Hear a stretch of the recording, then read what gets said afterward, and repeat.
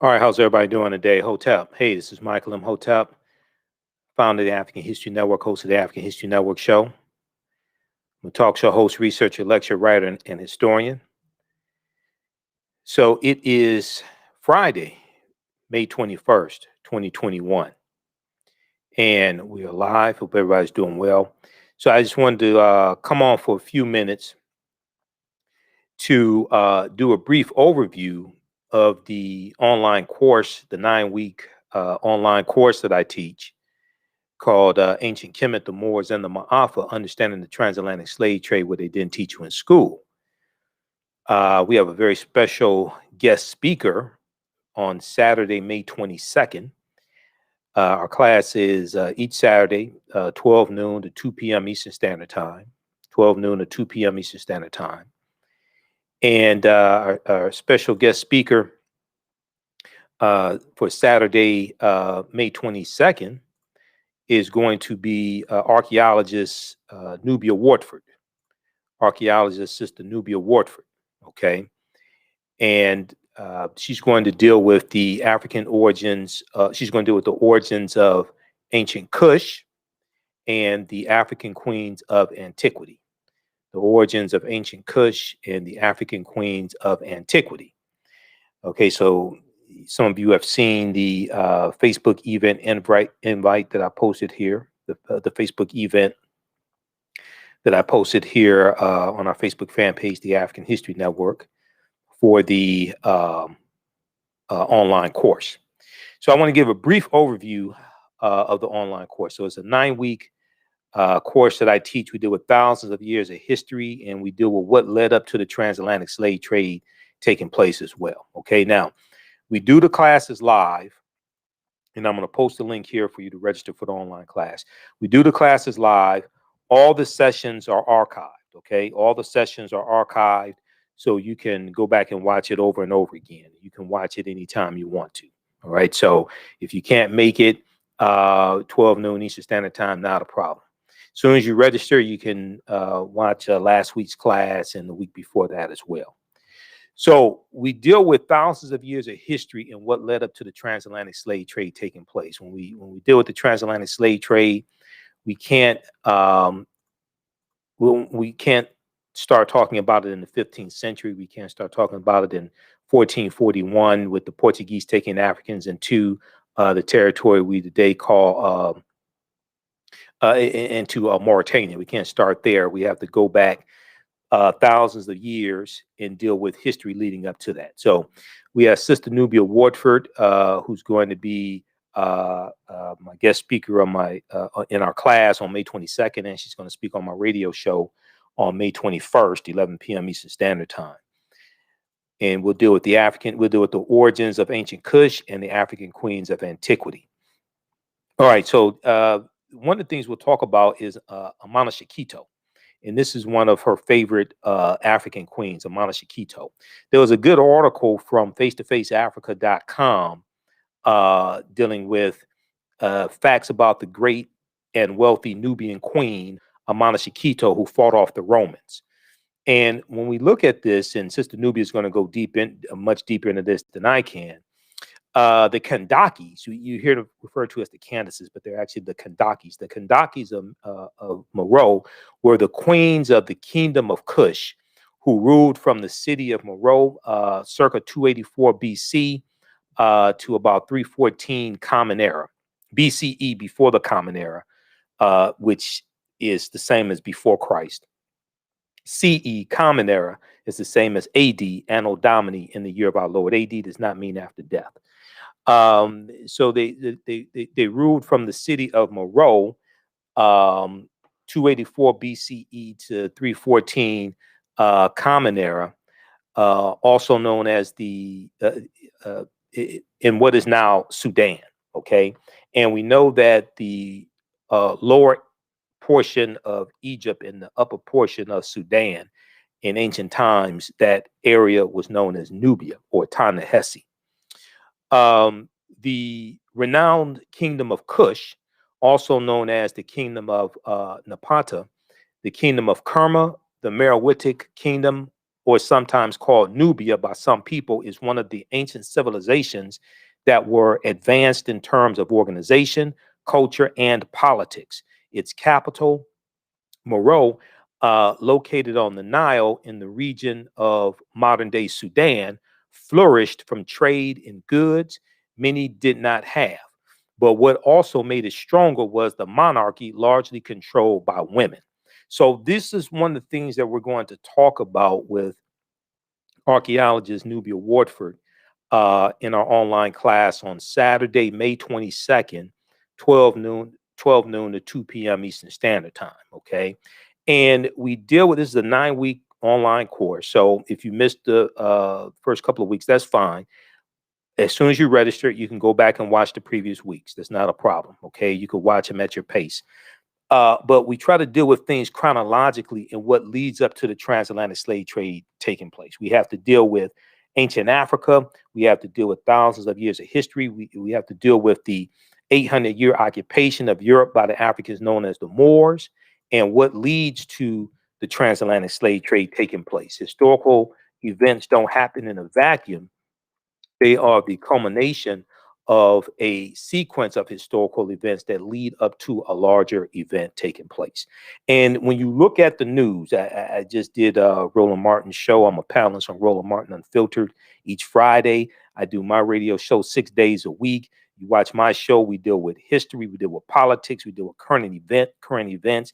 And when you look at what's going on politically now, everything from the attack on critical race theory to there's a story from the New York Times dealing with how the state of Texas is going to pass more restrictive laws dealing with what can be taught in schools regarding history and the history of slavery and critical race theory, things like this.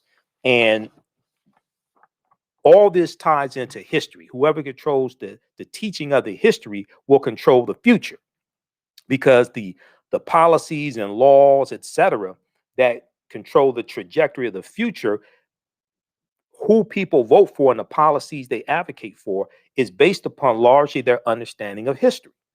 Okay, and Americans are very, very ignorant of history. There was a story from the New York Times from May 20th, 2021. Texas pushes to obscure the state's history of slavery and racism. Texas pushes to obscure the state's history of slavery and racism. And we're going to see if we could pull this article up. Go read this one. We're going to talk about this on our show probably Sunday, okay? Because we're on for 2 hours on Sunday. But when we see these attacks on history and what could be taught in school, we see the attacks on the 1619 project. And even though there are flaws in the 1619 project, I wouldn't try to throw the whole thing away or ban teaching from some aspects of it or anything like that. But when we see these attacks on the 1619 project, we see that Nicole Hannah-Jones, the journalist who spearheaded it, we see she was just denied a tenured professorship at University of North Carolina, Chapel Hill. When we see things like this story here from, let's pull this up. This is from USA Today. Mock slave auctions, racist lessons, how U.S. history class often traumatizes, dehumanizes Black students. And every February, I see these stories dealing with slave lessons gone wrong, and the history of slavery being incorrectly taught, African-American children being traumatized by mock slave auctions and reenactments of slavery, things like this, right? But all this ties into history. And history and laws, the history and policies and laws and things like this, they all intersect. Okay, you can't separate them. They all intersect. All right, so then we look at now this story right here. This is from March 4th, 2021. Okay, USA Today. Then we look at this one here. Republican state lawmakers want to punish schools that teach the 1619 project. When we look at the article from dealing from New York Times from May 20th, 2021, dealing with the state of Texas, you have this battle that's going on, and you have many Republicans that don't want to teach about the history of slavery, don't want to teach about systemic racism.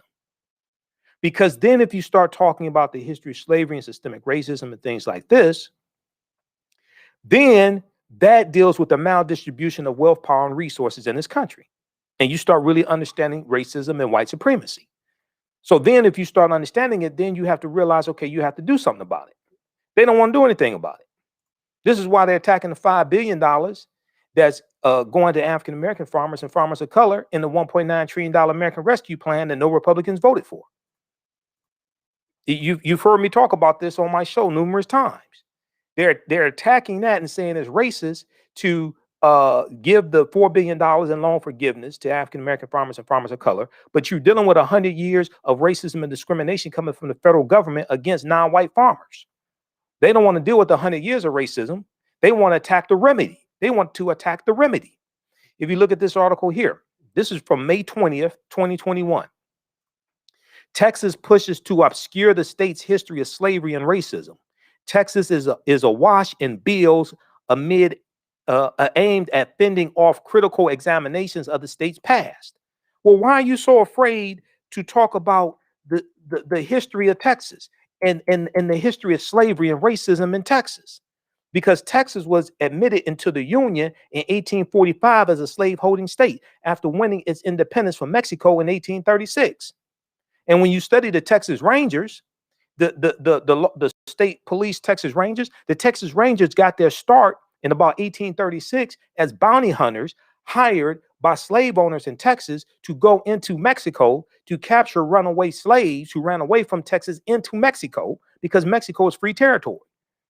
There was a Southern Underground Railroad going from Texas into Mexico once Vicente Guerrero becomes the second president of Mexico in about 1828, 1829, and he was a former slave. He was of African descent, and he outlawed slavery.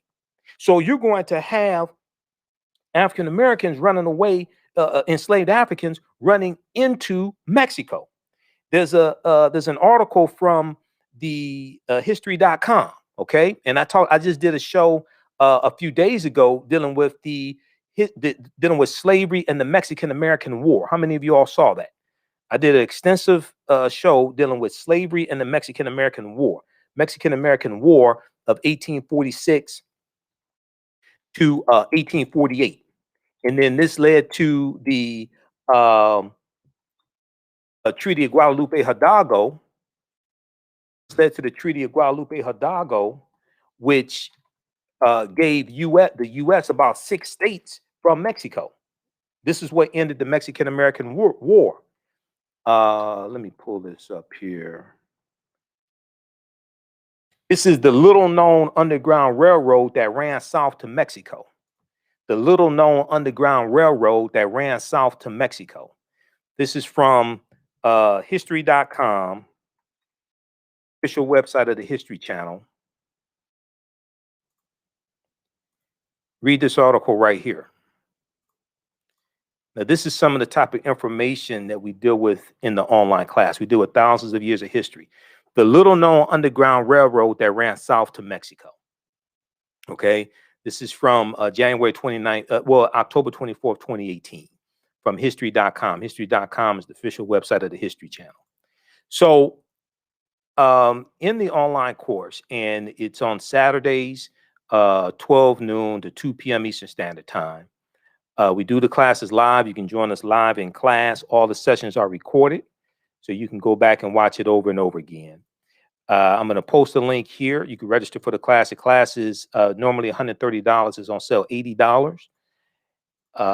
And all the classes are also archived, so you'll still have access to the class. You can still watch them even after the course is over with. All right. So we posted the link here. Is also at our website, AfricanHistoryNetwork.com, AfricanHistoryNetwork.com. So one of the resources I use in the class is the 52-page study from the Southern Poverty Law Center called Teaching Hard History American Slavery. Teaching Hard History American Slavery. And this is something that you can use with your children, but this is a good resource because what it does is, and I downloaded it and I took it to the printer and got it printed up. I also interviewed Dr. Hassan Kwame Jeffries, Dr. Hassan Kwame Jeffries is the chair of the advisory board that put this together. He's a nephew of one of my teachers, Dr. Leonard Jeffries. And I interviewed Dr. Hassan Kwame Jeffries, who were dealing with the civil rights movement and John Lewis and SNCC and things like this. But we talked about this a little bit. One of the things that this does is it documents many of the ways that the history of slavery is being incorrectly taught in schools across the country. And then it gives numerous recommendations on how to more correctly teach that history.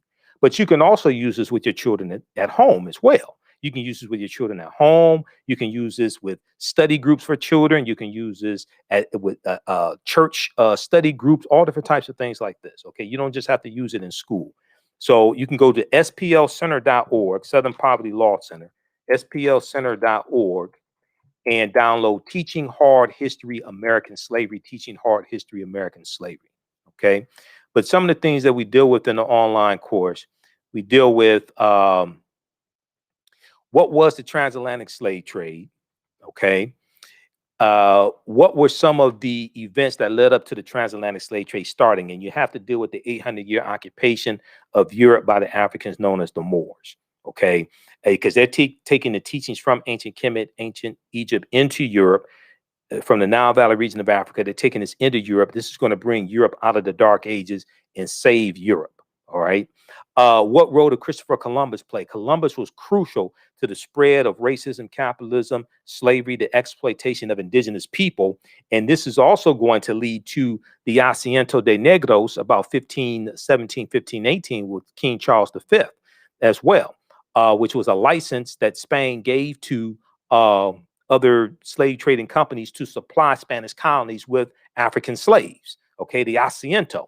We do when did Africans first come to the U.S. as slaves? Did Africans sell themselves into slavery? We deal with that complicated history. It's a very, very complicated history also, because we had a cultural servitude system in Africa. We did not have slavery, as Europeans call it, or chattel slavery. We did not have that. We deal with when did were African people in America before the slave trade? Yes, we were. And I talk about Dr. David Imhotep in his book, The First Americans Were Africans, Documented Evidence. He spoke to my class back in, when I taught it back in February and March. He spoke to the class then. When you register for our online class, you'll also have access to the class I did in February and March, and you can watch the class that where Dr. David Imhotep spoke. But this book here, The First Americans Were Africans, Documented Evidence, deals with the African presence in the Americas going back at least 51,700 years ago. You're talking about the Khoisan, who come from Southern Africa and have the oldest DNA on the planet. Okay, this is all things that we deal with in this 9-week online course. All right. We deal with the 800-year occupation of Europe by the Africans known as the Moors, shocking archaeological discoveries that are causing experts to rethink everything. These discoveries are coming out every week or every other week. Okay, we saw the lost city of Egypt that dates back about something like 3,000 years ago. The lost city of Egypt that just came out in the last 2 months. So these discoveries are coming out every week, every other week, and it's pushing the timelines back on a lot of these civilizations and a lot of these discoveries. We talk about insurance companies that took out insurance policies on slave ships and enslaved Africans on the plantations. Okay, one of them was the Nautilus Mutual Life Insurance Company that was founded in 1845, and then it's going to change its name to the New York Life Insurance Company. All right, and for the first 3 years, they took out about 500 insurance policies on slaves on the plantations, because there were at least 262 skills, trades, and crafts that African people had in this country from 1619 to 1865. We weren't just picking cotton. We were engineers. We were working on ships. We were working in factories and mills, all different types of things like this. All right. We deal with Freemasonry, America, and the Founding Fathers, origins of the term America and Africa. We deal with the 3 great West African civilizations of Ghana, Songhai, and Mali. The problem with slave movies, while we being bombarded with slave movies and a slave-themed TV show. We talk about the First Holy Trinity. This may go outside the circumference of some people's awareness. The First Holy Trinity of Asar, Aset, and Heru, and the origins of the Immaculate Conception story. This goes back to ancient Egypt, ancient Kemet. We deal with the links to ancient Kemet and Christianity, and the fake Willie Lynch letter 1712. These are just some of the things that we deal with in the online class. This is Dr. David Imhotep here. And page 14 of his book deals with a discovery in Allendale County, South Carolina in 2004 by Dr. Albert Goodyear that documented 13 different types of evidence to document an African presence in the Americas that date back at least 51,700 years ago. These were the Khoisan. They found artifacts, architecture, campsites, carvings, Egyptian writings, footprints in lava, genetic M174D haploid groups dealing with DNA and genetics, linguistics, paintings, skulls, skeletons, structures, and tools. 13 different types of evidence documenting an African presence in this country dating back at least 51,700 years ago. Now, here's an article from ScienceDaily.com about Dr. Albert Goodyear and his discovery. This article came out November 18th, 2004. It's still there. You can read it. It's called New Evidence Puts Man in North America 50,000 Years Ago. New Evidence Puts Man in North America 50,000 years ago. All right, so we'll see you in class on Saturday, May 22nd. Our guest speaker will be archaeologist Sista Nubia Wardford.